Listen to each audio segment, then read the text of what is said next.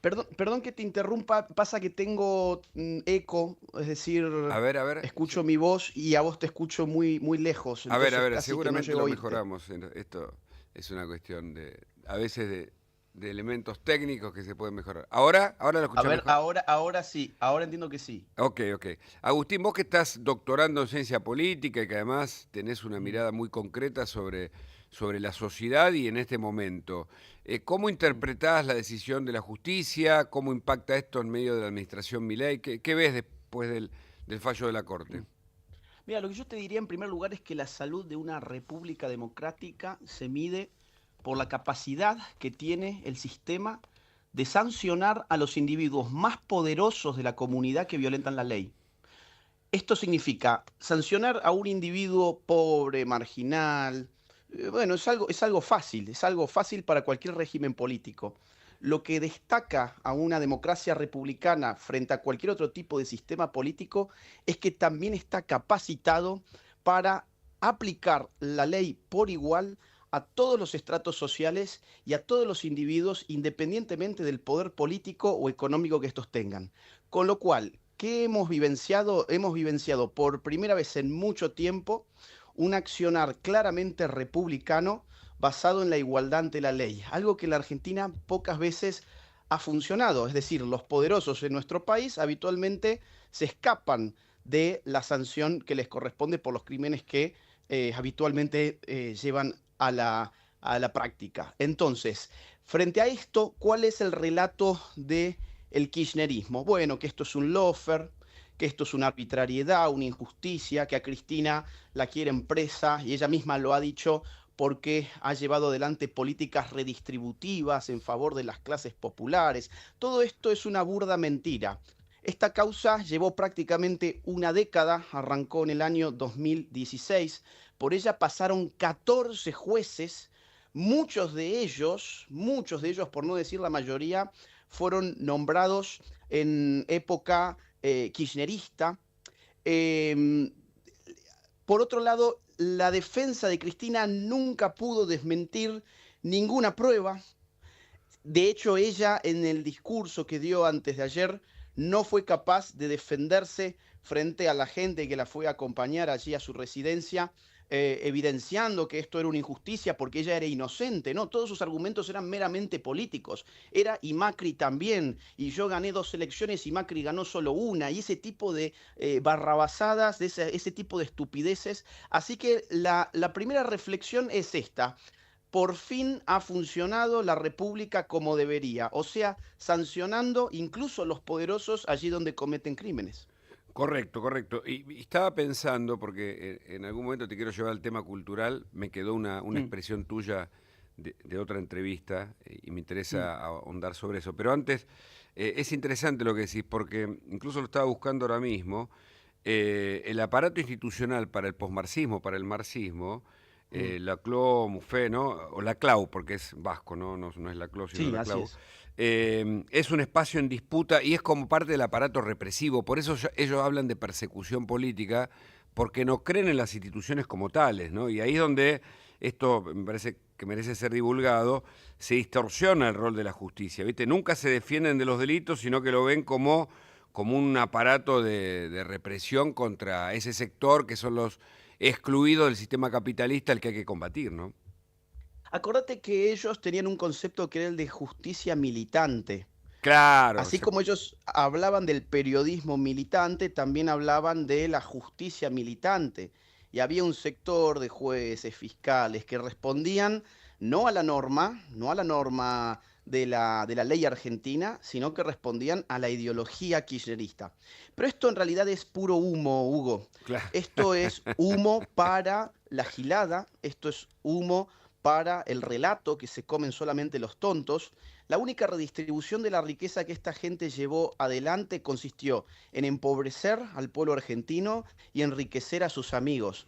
Lázaro Báez, que pasó de ser, digamos, un simple cajero bancario a ser un multimillonario y un empresario de la construcción de la noche a la mañana, multiplicó su fortuna en un abrir y cerrar de ojos en un 12.000%. De la noche a la mañana, este señor se hizo de una empresa llamada Austral Construcciones, se le adjudicó obra pública, el 80% de la obra vial en Santa Cruz fue a parar a sus manos, su patrimonio se multiplicó 12.000% y este señor tenía a su vez una serie de negociados con el matrimonio Kirchner. Por ejemplo, ¿de dónde salió el dinero con el cual los Kirchner compran hoteles? De las arcas del señor Lázaro Báez. O sea, todo esto ya está confirmado, ya está probado. Luego uno sí puede inventarse que el aparato judicial en realidad es un aparato de clases y Mm. que por eso está sancionando a Cristina porque ella se animó a redistribuir la riqueza. Como si ella Pero fuera cuando de uno esa hace... clase supuestamente a la que defiende, ¿no? Y que además, ¿no? Sí, exactamente. Es que, a ver, mira, si uno... Vamos a ver, ¿cuánto se ha embargado a la señora Cristina Fernández de Kirchner? 85.000 millones de pesos es lo que tiene que abonar. Vamos a ver de dónde los va a sacar, ¿no?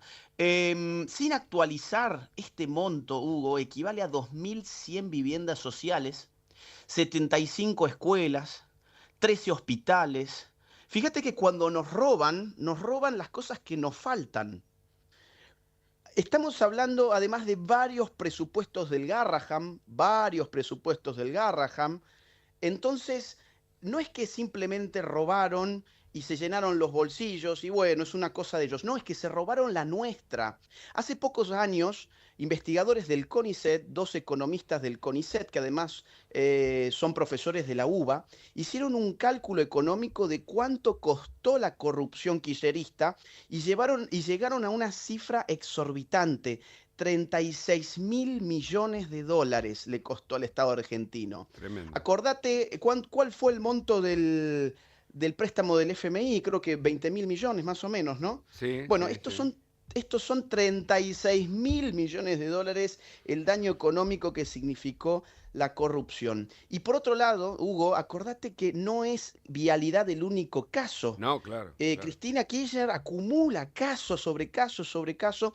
Entonces, a ver, todo esto de la justicia, el lawfare, la conciencia de clase, la clau y demás, es humo para la gilada. Yo creo que en el fuero íntimo, esta gente que va a avivarla a ella y animarla a su casa, sabe perfectamente lo que está haciendo y sabe perfectamente lo que hizo Cristina Kirchner, porque su modus vivendi, sus hoteles, sus mansiones, los casi 5 millones de dólares que en su momento le puso en la caja de seguridad a su hija Florencia, todo eso nunca lo podría haber tenido jamás. Viendo que fue una señora que se dedicó toda su vida a la función pública. Eh, Ningún funcionario público en ningún escalafón del Estado podría ponerle casi 5 millones de dólares a su hijo claro, en claro. una caja de seguridad. Claro, por eso si la primera denuncia sobre enriquecimiento ilícito hubiese funcionado con el juez Ollarvide, que después confesó que lo apretaron, o el contador de los Kirchner Manzanares, que me contó a mí personalmente cómo fue ese armado judicial, hubiéramos evitado todo este robo. Es decir, que la justicia llega tarde, al Sí, final llega. Pero hablemos un poquito de la sociedad. ¿Vos sí. crees que la sociedad argentina, que ha madurado, que ha votado en otro sentido, que se dio cuenta de lo que fue el kirchnerismo, también aprecia esto y que hay una minoría que vitorea a Cristina o que la sigue como jefa o como líder o como mamá, qué sé yo, como quieras, por ese vínculo emocional, pero que es cada vez menor? ¿Y qué pasa con esa batalla Mm. cultural en ese contexto? Mira, técnicamente sí es una minoría, pero es una minoría más grande de lo que a mí por lo menos me gustaría. Ujú. Estamos hablando de un 30%. Ayer, por ejemplo, Jacobe, un Sí, sí. encuestador famoso de la Argentina, comentaba que él viene siguiendo la opinión pública sobre los casos de corrupción y que sus encuestas suelen darle más o menos en el orden del 70% que quería verla a Cristina presa y que cree que es una delincuente, y hay un 30% duro que cree que no, que básicamente es el piso de Cristina y a su vez casi que su techo porque es difícil para ella moverse de ahí. Lo que yo te diría es que ese 30% es un sector de la población que tiene, digamos, valores morales muy bajos y tiene componentes emocionales muy altos. Claro. Esto suele pasar con el votante peronista. Fíjate, por ejemplo, que en los espacios no peronistas un caso de corrupción te arruina de por vida, te saca del juego político. Más aún, en la Argentina han habido candidatos no peronistas que simplemente porque se adjudicaron un título universitario que no tenían y se les descubrió que no tenían tal título universitario, ese fue el final de la carrera política. Bueno, Mm. eso en el peronismo no ocurre. No ocurre porque en el peronismo el votante, insisto, suele tener valores morales muy bajos, pero componentes emocionales muy, muy altos. Y eso se hereda incluso desde la época de Perón.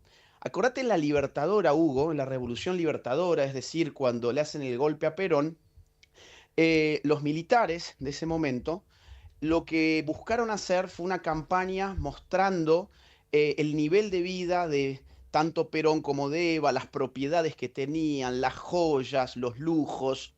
Y muy poco después hubo un episodio donde se empezó a cantar, perdón por la expresión, pero este era el cántico que se empezó a usar en el fútbol: puto o ladrón, queremos a Perón. Puto o ladrón, queremos a Perón. Eso para mí, ese eslogan, digamos, ilustra muy bien el componente amoral de este tipo de votantes que, insisto, es un sector importante de la Argentina. Estamos hablando en el caso de Cristina, 30% de gente que no le importa que vos le muestres un video de los funcionarios lanzando bolsos llenos de dólares a un convento, no les importa ver un video donde están pesando bolsas porque tienen tantos fajos de dinero que les cuesta más tiempo contarlas que pesarlas, no les importan todas las pruebas que se proporcionaron en este juicio, no les importa incluso ellos mismos ver con sus propios ojos a Cristina metiéndose plata de otros en su bolsillo, no les importa, la van a seguir apoyando. Entonces, frente a esa gente es realmente muy difícil porque uno no puede razonar, Claro. porque digamos que el razonamiento les es esquivo. Así que ahí batalla cultural es un poco difícil de dar porque estás enfrentándote a gente con, insisto, un sentido moral casi inexistente. Bueno, y aquel totalitarismo de los 50 del siglo pasado tenía elementos simbólicos muy fuertes. Apol era uno de los jefes de la campaña de comunicación, y me acuerdo, mi suegro me recordaba que en momentos de escasez del peronismo cantaban: sin papa y sin carbón queremos a Perón, porque escaseaba justamente, había un problema ya económico después de dilapidar gran parte del dinero Hmm, que había recaudado el peronismo, y seguían igual fieles, ¿no? Como si fuese total. con rasgos sectarios. Ahora, vos dijiste en algún momento, yo te pregunté por qué, porque usted, digamos, a quienes siguen la Ciudad de la Libertad, por momentos Mm, tienen un sistema de instalación de los temas mm. que parece un juego, con ironías, con sarcasmo, con un volumen, digamos, de comunicación muy fuerte, con cierta provocación. Y alguna vez te pregunté sobre esto, me dijiste, es que para cambiar al kirchnerismo hay que provocar un volumen similar para llamar la atención o para discutir lo simbólico en ese orden. Sí. ¿Es así? ¿Puedes explicarlo un poquito y sigue siendo del mismo modo? Y aún frente